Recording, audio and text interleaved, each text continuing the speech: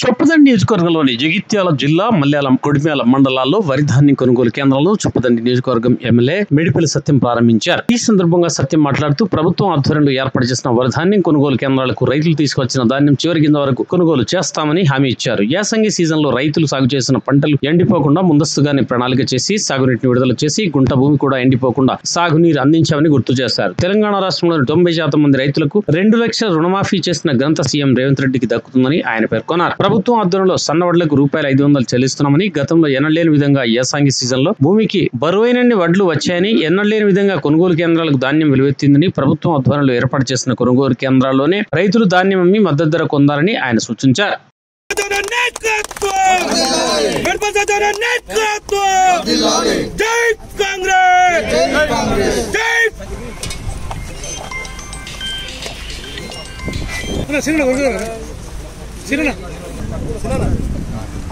నేను బీట్లకు పెట్టుకున్నా అని మనకు 10-11 వరకు అత్త వచ్చినాక ఫోన్ చేస్తాను.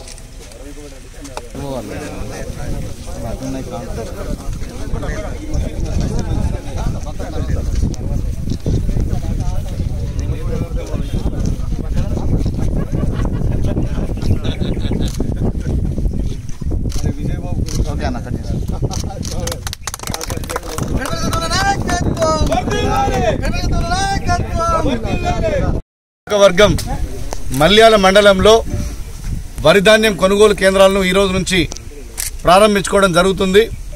గతంలో ఎన్నడూ లేని విధంగా, గత 10 సంవత్సరాల్లో ఎన్నడూ లేని విధంగా ఈసారి నీళ్లు పంటలకు సకాలంలో ఇచ్చి అధిక దిగుబడికి రావడానికి మేము కారణమైనాం. గతంలో నీళ్ళు అడిగితే అనేక సార్లు ధర్నాలు రాస్తారోకలు చేస్తే తప్ప నీళ్ళు వచ్చే పరిస్థితి లేకుండే, ఎన్నో కేసులు అయితే తప్ప నీళ్ళు వచ్చే పరిస్థితి లేకుండే.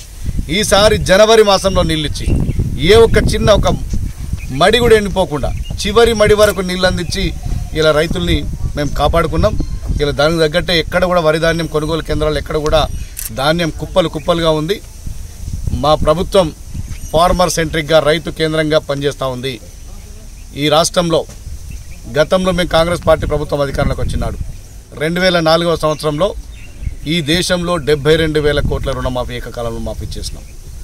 మొన్నటికి మొన్న ఈ రాష్ట్రంలో రేవంత్ రెడ్డి గారు ముఖ్యమంత్రి అయినాక రాష్ట్రంలో కాంగ్రెస్ పార్టీ ప్రజాప్రభుత్వం కొలువుదీరినాక ఈ రాష్ట్రంలో 90% పైగా రైతులకు 2 లక్షల లోపు ఉన్న రైతులందరూ కూడా రుణమాఫీ చేయడం జరిగింది. గత ప్రభుత్వం కేసీఆర్ గారు మొత్తం వరి ధాన్యం కొనుగోలు కేంద్రాలు ఎత్తేస్తా అని చెప్పిండు, వరేస్తే ఊరేసుకున్నట్టే అని చెప్పిండు.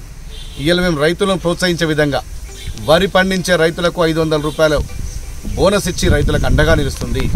ఇవాళ ధాన్యం కొనుగోలు కేంద్రాలు కూడా ఇలా రైతుల డిమాండ్కి తగ్గట్టు ఎక్కడ పడితే అక్కడ, ఎక్కడ కోరుకుంటే అక్కడ ఈ వరి ధాన్యం కొనుగోలు కేంద్రాలను కూడా ఏర్పాటు చేస్తున్నాం. ఇంకా ముందు కూడా ప్రతి కార్యక్రమం కూడా రైతు సంక్షేమం ధ్యేయంగా మా ప్రభుత్వం చేస్తుంటుంది. ఇది ముమ్మాటికి రైతు ప్రభుత్వం.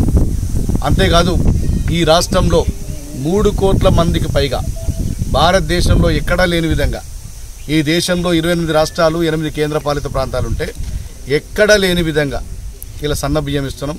ఇలా ప్రజలందరూ కూడా చాలా సంతోషంగా ఉంటారు. ప్రజలందరూ కూడా కాంగ్రెస్ పార్టీ ప్రభుత్వాన్ని 10 కాలాల పాటు చల్లగా ఉండాలని చెప్పి దీవిస్తున్నారు. ఇది ఓర్వ లేకుండా ఇలా బీఆర్ఎస్ వాళ్ళు ఆర్టిఫిషియల్ ఇంటెలిజెన్స్ ఉపయోగించి ఇలా సోషల్ మీడియా వేదికగా దుష్ప్రచారాలు చేస్తున్నారు. తెలంగాణ ప్రజలంతా కూడా గమనిస్తున్నారు. మొన్న పార్లమెంట్ ఎన్నికల్లో కనీసం ఒక్క సీటు కూడా గెలవకుండా బీఆర్ఎస్కి ఏ విధంగా ప్రజలు బుద్ధి చెప్పినారు. రేపు నెక్స్ట్ వచ్చే అసెంబ్లీ ఎన్నికలు కూడా 0 సీట్లకు బీఆర్ఎస్ పార్టీని పరిమితం చేస్తారు. ఎందుకంటే ప్రజల ఆకాంక్షలకు అనుగుణంగా పార్టీలు పనిచేస్తే బాగుంటుంది.